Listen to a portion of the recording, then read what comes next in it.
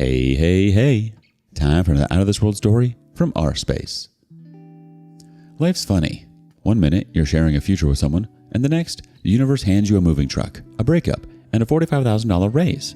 Today on rSpace, congratulations, you're starting over. End of a 10-year marriage, Part 1. I've been lurking on here for roughly the past year, and a lot of the info has helped me. I guess my hopes is that I use this somewhat as a journal to not ever make the same mistakes, and that it may help someone else in the future. I, 34 male, was married to my ex-wife, 34 female, for 10 years. In June of last year, I started noticing things were off between her and me. I asked her to go to dinner and see if we could hash anything else to why we were feeling so distant from each other. Throughout the dinner, she seemed to blow off my concerns and even seemed to laugh off some of them. On the drive home, I thought I'd ask her if she even loved me anymore. Her reply was no. I asked her if she wanted a divorce, and she replied yes. She basically stated that she had lost the butterflies for me a long time ago and loved me but wasn't in love with me anymore. I'm sure everyone can figure out where this is going. I was absolutely shocked and heartbroken when she told me she wanted a divorce. We had just decided to buy a house in May and had put the earnest money down to a new construction home.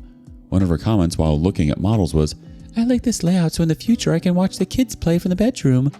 The night she told me she wanted a divorce, I begged and cried for us to make it work.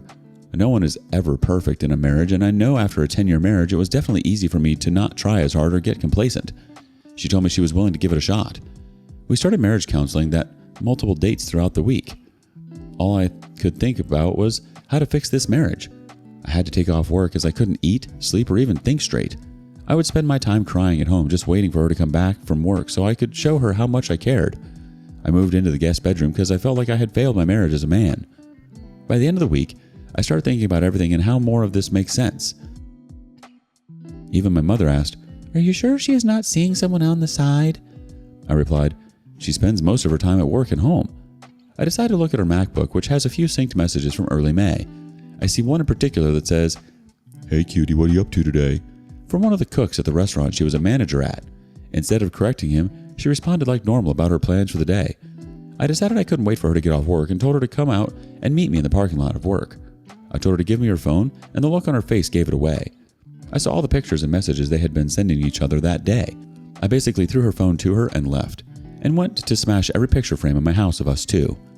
She eventually came home later that night when she asked if reconciliation was even possible. I told her to let me see her phone and recovered all the messages between her and the affair partner over the last few months. She tried to lie and say they only kissed, then it was only handy, then only oral, then sex one time. The text showed they had been together since April. Come to find out that week, I'm bawling my eyes out for her. She was doing sexual stuff with him at work and the restaurant.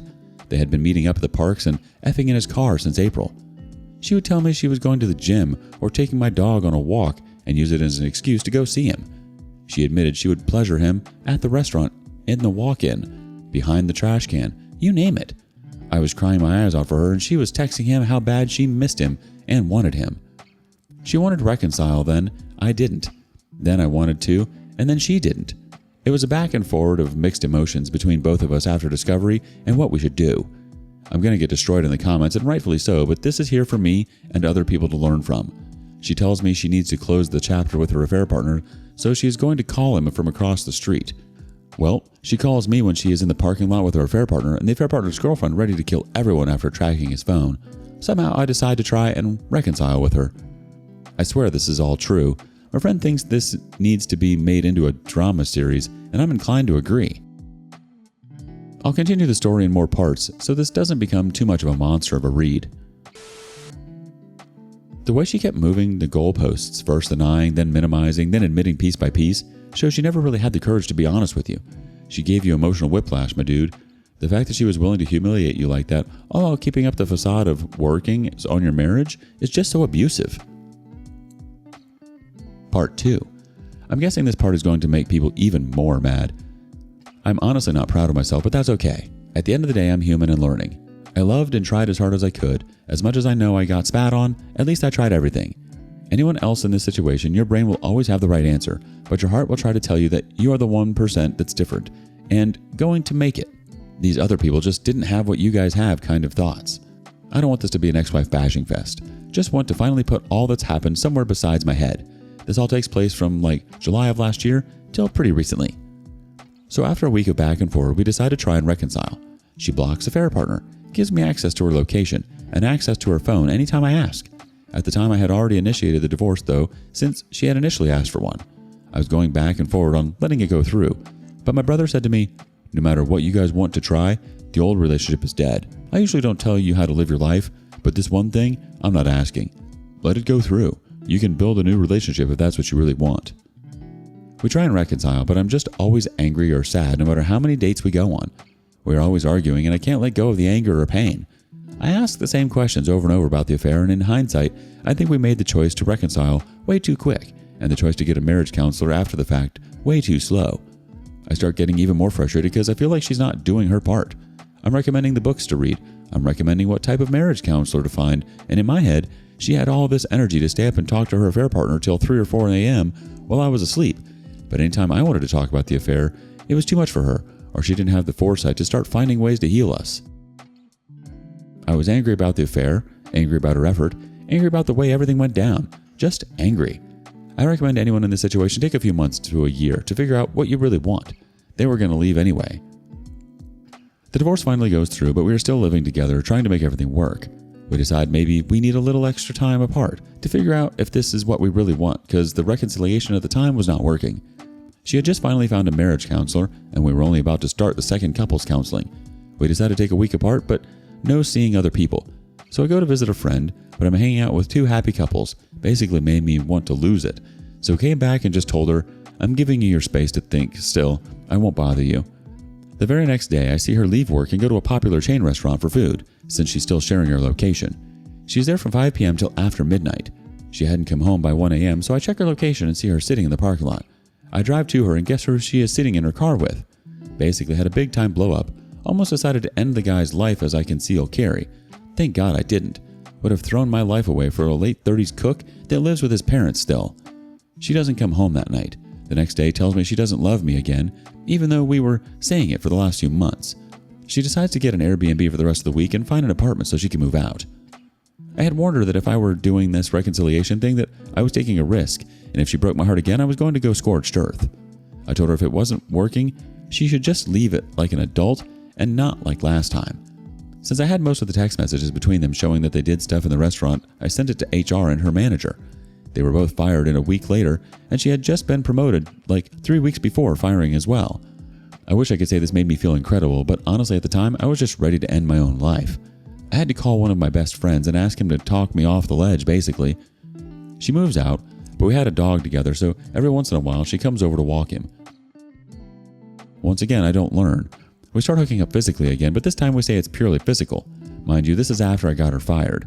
At this point, we are hanging out a lot still, being physical, going on dates, but she kept telling me it was only physical every time I asked her.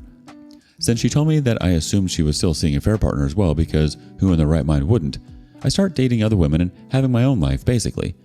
Basically, at the beginning of this year, it comes up that I was dating other women when she decided to walk out of my life. And she blew up because she thought we were maybe working towards something because of how much time we were spending together. I told her this is once again the same problem. You can't communicate your needs, and you expect me to just know and behave accordingly. Why would I not date if you were telling me it's not emotional and purely physical? We decide to do no contact one more time to see where our emotions are at. We have one last phone call that lasts 6 hours after no contact period. We sent memes and videos that we had saved for each other during our no contact. Stuff that we had been sending each other when we started getting close again type stuff. We decided that whatever this is at this point in time just isn't working. I asked her honestly, "Do you still love me after everything we put each other through?" And she said, "Of course I do, but I can't give you what you need to heal." She's doing her own therapy now and finally getting her depression taken care of through medical treatment. Honestly, don't know if I can even believe what she said, but that felt like the first honest thing I've heard from her in a long time, whether it's selfish of her or not. She said she knows she effed up bad, but in the future, I haven't blocked her on anything. She'll come find me, and that'll be more than justified to tell her to go F herself. I said goodbye, and she said see you later. People will criticize her, and she deserves it for sure. People will also criticize me for being such a pushover, and I deserve it as well. It's always easy until you're in the situation. I got another friend that went through this situation twice and still can't follow the advice he gave me. Ha! Am I still angry? Sure, but I'm more sad than anything. I really looked forward to the house and future kids. It really just broke something in me. Am I still naive and believe that she will change for the better and come running back to fix everything? Probably a small part of me is if I'm still being honest with myself, and I'm sure as time goes on that will change. But it's not like I'm sitting around waiting either. I wish I could say everything is rainbows and butterflies now. I make great money in the 6 figures range. I work out 4 to 5 times a week. Was doing that before the whole situation. I'm interviewing for a position that could raise my salary even more and will get me a fresh start in a new city. I've been on a lot of dates. Currently dating a beautiful woman who makes double what I make. We're taking it slow because I may leave the city. We had already separated everything when the divorce went through, just in case reconciliation didn't work. So I kept most of the finances, as I always made more money, and felt it was only fair since she decided to exit the way she did. No debt and no kids. I do therapy every week. Gym and therapy are the 2 best friends of a divorcing man, I could say. Even though all this is going for me, something just doesn't feel right. Not sure of the correct word to use. I'm not sure if something is just broken inside of me for good or time will change it. At this point, I just take it a day at a time. Whoever else is going through a situation like this, you're human. Have some sympathy for yourself. It's going to hurt like hell. That's normal. You're going to probably make all the wrong choices. That's also normal. Not sure if this will help anyone or just help me to get some of my emotions out. But that's a super summarized version of how my marriage ended. One quick comment. So, are you still together? Sorry, but it's not drama. Happens a lot. I hope you are living a better life now. The OP replies, no, not anymore. I'm going to put some more about everything that happened. It was just getting big, and thank you for the kind words. I think your brother gave you some of the best advice in all of this. The old relationship was dead, and no matter how much effort you put in, you were always going to be carrying the weight of the betrayal. Your ex wasn't willing or able to do the work, needed to rebuild trust, and it left you feeling like you were the only one fighting to fix something she broke. That's exhausting, and no one can sustain that forever. Final update. Fresh start somewhere new. Been in North Carolina with the ex-wife. Only time we talked or saw each other is when I came across some personal items from her childhood she left behind. Didn't feel right just tossing them, so I did the right thing and gave them back to her. It was cordial, and we just went about our ways after. It gets better every day, but I still feel broken. Doing all the right things, but I still have to force myself to be normal, if that makes sense to anyone. I still cry at least once a week, better than every other day it used to be. I feel myself getting better just slowly. The girlfriend and I broke up. It was amicable, and we are still friends with benefits at the moment. It wasn't fair to her that I couldn't give her an answer whether I was staying or going in the future due to where I was at in life. We are at different places in life. She is a decade older, successful, and established, while I'm still hungry to prove myself. It was honestly refreshing to meet a woman like her, and she gave me the confidence boost I needed post-divorce. Not usually a spiritual or religious person, but I think the universe or whatever is out there wants me to move on. I ended up getting the new job I was interviewing for, even though I thought I did horribly. I'll be making $45,000 more. Basically more than the ex-wife and I combined when we first moved to my current city. I got lucky in that the recruiter reached out to me so I could apply. I initially felt bad leaving my current job because my manager really took care of me last year when I went through the divorce. He ended up getting switched with another manager at the beginning of this month. 3 members of my team are either leaving the company or leaving to another team internally. My lease also ends 5 days before my start date of my new company. I don't think anything has ever screamed in my face so hard to move on. I'll be moving to a new city roughly 3 hours away from my new job. I really don't know anyone there, so I will have to make friends and establish a whole new routine. This will be my first move without the military or my ex-wife, so I'm definitely a little nervous. Nervous, but excited at the same time. It's bittersweet because it's a city the ex-wife and me had talked about maybe moving to in the future. I'm closing out the worst chapter of my life, and I hope better things are ahead. My father said, "This shouldn't have happened to you, but this is the best possible outcome for how it happened." Doesn't make me feel that much better, but he's completely right. I'm nervous as can be, and sad as hell that it came to this. Any words of encouragement from people who moved on, started fresh somewhere new, or what life is like now will be greatly beneficial. Edit.